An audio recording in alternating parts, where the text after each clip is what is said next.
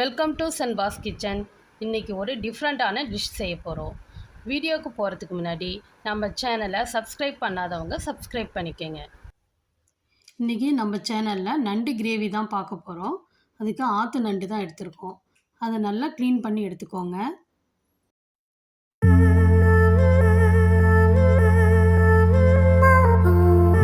ஒரு வானலில் எண்ணெய் ஊற்றிக்கோங்க. வெங்காயம் சின்ன சின்னதாக கட் பண்ணி வச்சுருக்கேன், அதையும் சேர்த்துக்கோங்க. இதில் சேர்த்து நல்லா வதக்குங்க.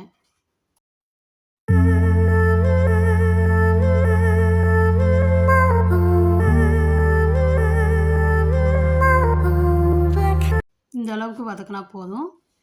பச்சை மிளகாய் வந்து ஒரு 4 நம்பர் வச்சு எடுத்திருக்கேன், அதையும் இதோடு சேர்த்து நல்லா வதக்குங்க. ஒரு கைப்பிடி அளவுக்கு கொத்தமல்லி தழையும் இதில் போட்டிருக்கேன், அதையும் சேர்த்து நல்லா வதக்கிக்கோங்க.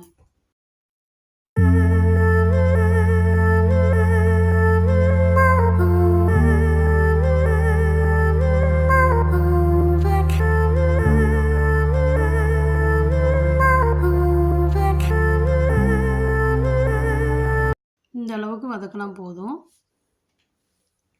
இதோட இஞ்சி பூண்டு பேஸ்ட்டு 1 ஸ்பூன் அளவு சேர்த்துருக்கேன், அதையும் சேர்த்து நல்லா வதக்கிடுங்க.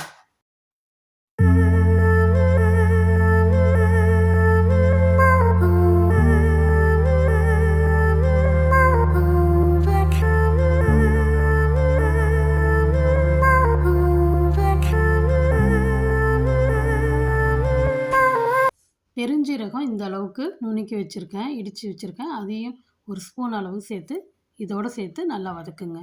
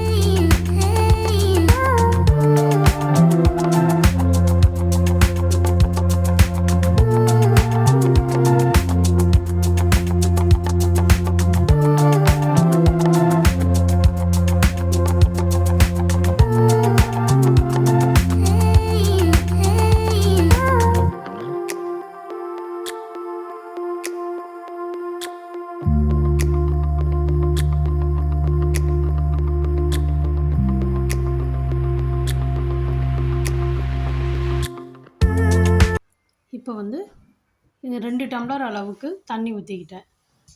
தண்ணி ஊற்றி நல்லா கிளறி விடுங்க. இது தண்ணி நல்லா கொதிக்கணும். கொதிக்கும் போது தான் நம்ம நண்டு போடணும்.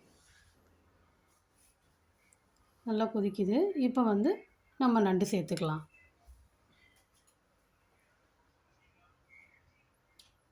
சேர்த்து நல்லா கிளறி விடுங்க. இதில் இருக்கிற இந்த உப்பு காரம் எல்லாமே இந்த நண்டில் நல்லா ஏறும். அது அந்தளவுக்கு நல்லா சுண்டுற அளவுக்கு நல்லா கிளறி விட வேண்டியதான்.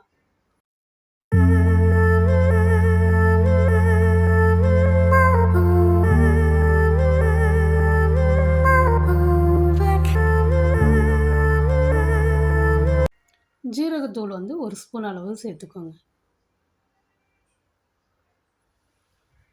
மிளகுத்தூள் 1 ஸ்பூன் அளவுக்கு. இப்போ ஏன்னா கடைசியில் தான் இந்த மிளகுத்தூள் ஜீரகத்தூளும் சேர்த்துக்கிறேன். இப்போ சேர்த்தா உங்களுக்கு இந்த நல்லா காரம் நல்லா ஏறும். இதோடு சேர்த்து நல்லா கிளறுங்க. இப்போ நல்லா கிளற வேண்டியது தான். இப்போ நம்மளுக்கு தேவையான நண்டு மசாலா ரெடி ஆயிடுச்சு. நீங்களும் இது மாதிரி ஒரு முறை செஞ்சு பாருங்கள். இந்த டிஷ்ஷை பற்றிய உங்களுடைய கருத்தை கமெண்டில் சொல்லுங்கள். இந்த டிஷ் உங்களுக்கு பிடிச்சிருந்தா லைக் பண்ணுங்கள், ஷேர் பண்ணுங்கள், எங்கள் சேனலை சப்ஸ்கிரைப் பண்ணுங்கள். மறக்காமல் பெல் பட்டனை கிளிக் பண்ணுங்கள். அப்போ தான் நாங்கள் போடுற ஒவ்வொரு வீடியோவும் உங்களுக்கு வரும். நன்றி.